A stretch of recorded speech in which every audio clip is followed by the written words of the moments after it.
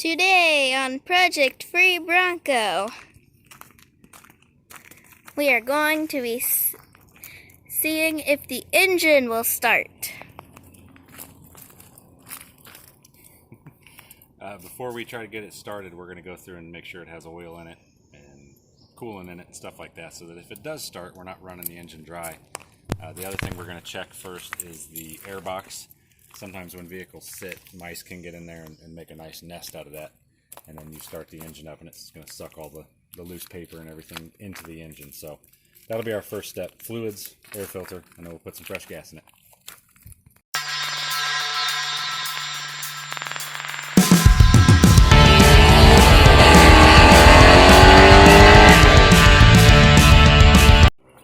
Here we go.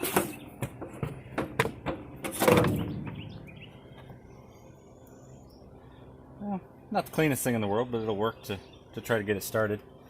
And nothing down in there. No mice made a home of it. Okay, next thing we're gonna do is take this off and clean the throttle body with some seafoam spray. Here we go.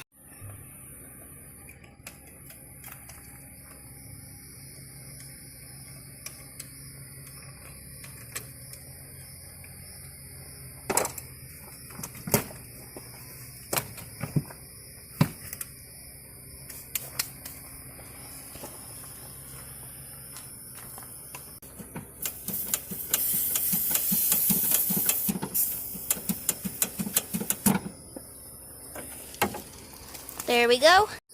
Okay, now we're gonna check the fluids.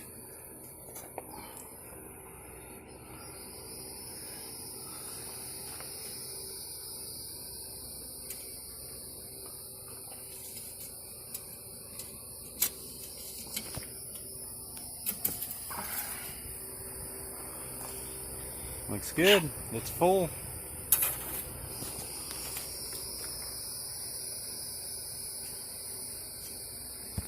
Okay, so the oil is good. Now we're gonna check the coolant. Coolant's looking pretty low, so we're gonna top that off. Okay, the coolant is in. Next step, fill it with gas. Here we go.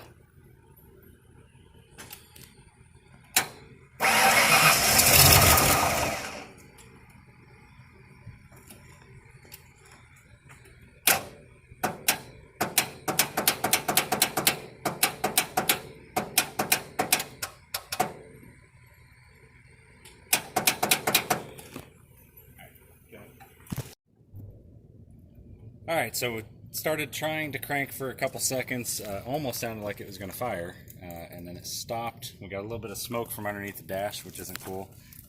So I just hooked up the trickle charger, make sure this battery's got a full charge on it, and then I'm also going to tap on the starter relay here. Sometimes these get seized up on these old Fords, and especially from sitting, like this one's been sitting 5 years.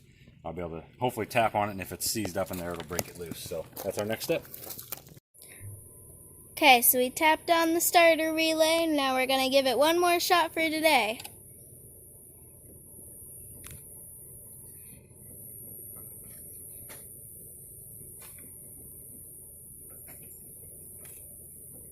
Nothing.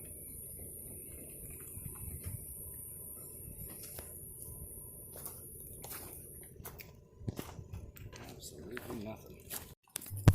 Alright, so we know we've got power getting to the starter relay. You can hear that I can jump these two posts, and it's trying to send power down there to the starter. The starter's clicking but not turning over, so we're going to try to figure out if we've got a wiring issue, a grounding issue, maybe the starter's bad. So that'll be next time.